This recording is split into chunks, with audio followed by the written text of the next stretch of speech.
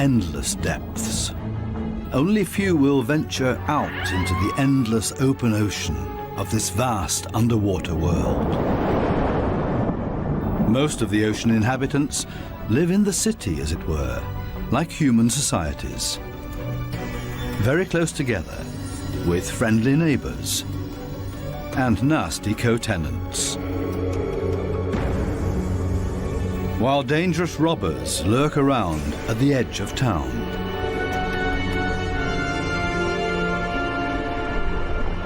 To assert yourself here, you have to be equipped with all kinds of tricks and clever strategies, or lie and cheat. Coral reefs are the largest structures in the world. They're giant submerged metropolises.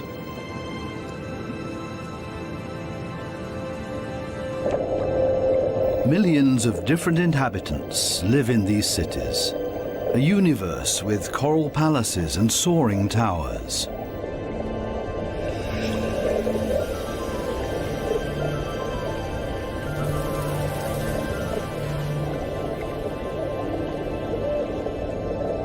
Every neighborhood has a chief.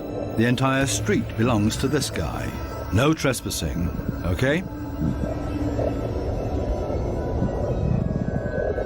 A typical large city with all the noise and ruckus.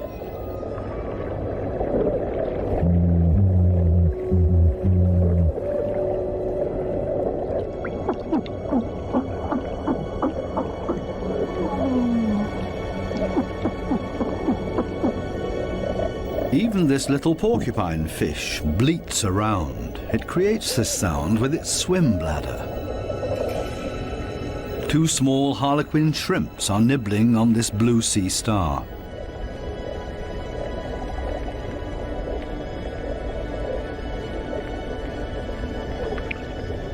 If someone else shows up, he will catch hell.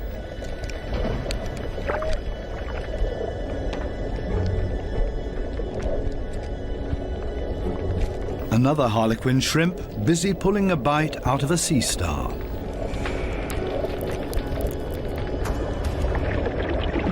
Moray eels in disagreement.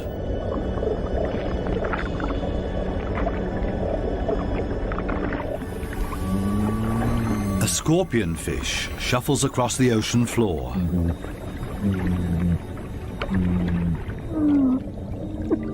Everything and everybody makes a lot of noise. A boxer crab threatens everybody that comes by, holding two poisonous anemones in its claws.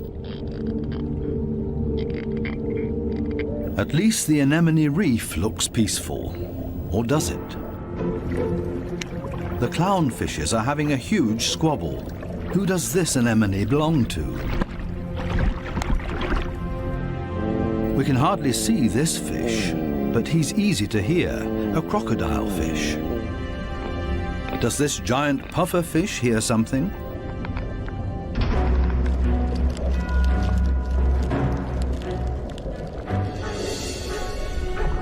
It's a ray that's getting away. A dispute amongst the members of the cichlid family. Who is stronger, and especially who is louder?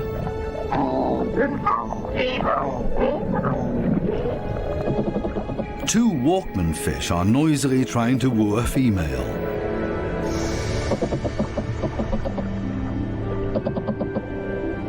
Big city noise everywhere, especially when a large structure is being torn down.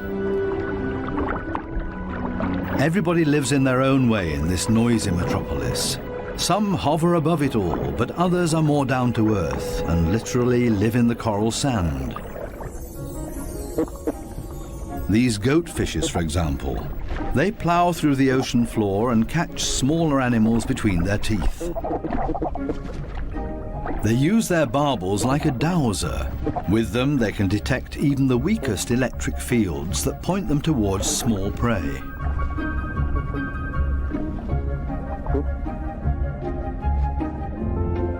These gobies also dredge through the sand and feed on what they find in there.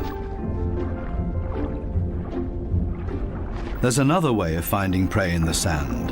This blue-spotted stingray uses its wings like shovels, and there's always a chance of stealing something. While one works, others just stand by and feed on what's left over, maybe a piece of crab or a mussel. You have to be very familiar with this area to find the best morsels.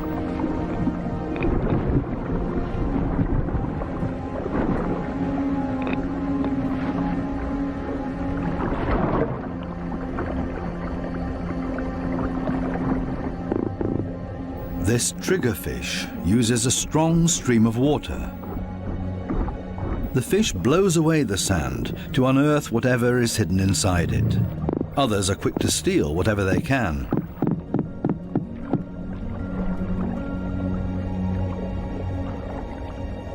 The triggerfish is a commanding fish, and most reef inhabitants are easily intimidated by him, except for these strange visitors that don't seem to show fear. In any case, it's best to cover them up with sand.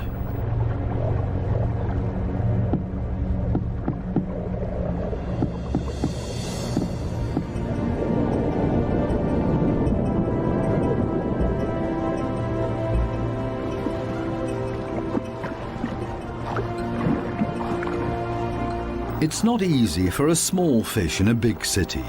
There's always somebody with bad intentions. And you have to be extra careful not to get swallowed, like these moon wrasses, for example. So it's always safer for the smallest among the reef inhabitants to show up in schools. It's difficult to keep an eye out for only one little fish, and as a result the predator often grabs blindly at nothing and comes up empty. To show up in a big mob is always safest.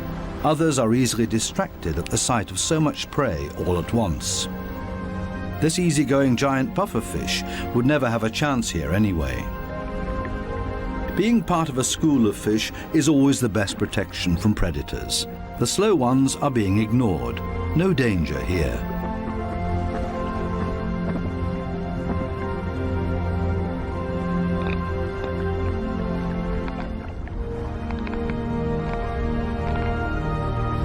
The school distributes the danger.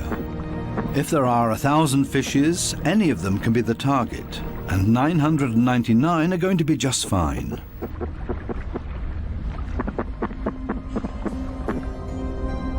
But what about loners, or those that live as a couple?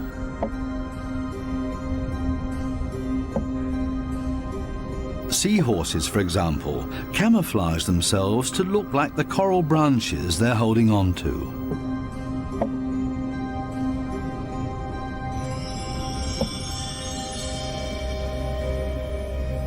Even more difficult to see.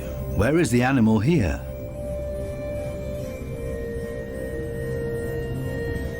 Only the eye betrays this trumpet fish's camouflage.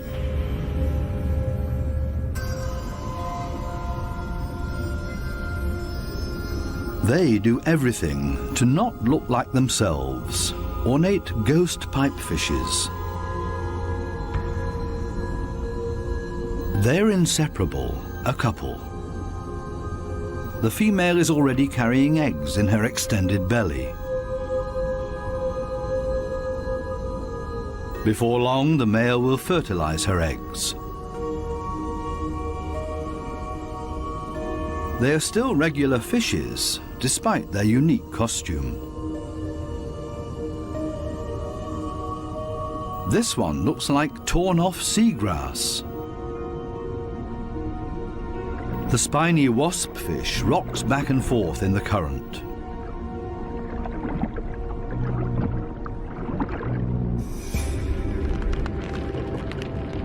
Not a monster, but ingenious camouflage.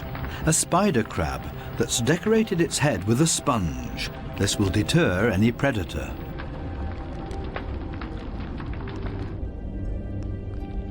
Another great camouflage, a barrel decorated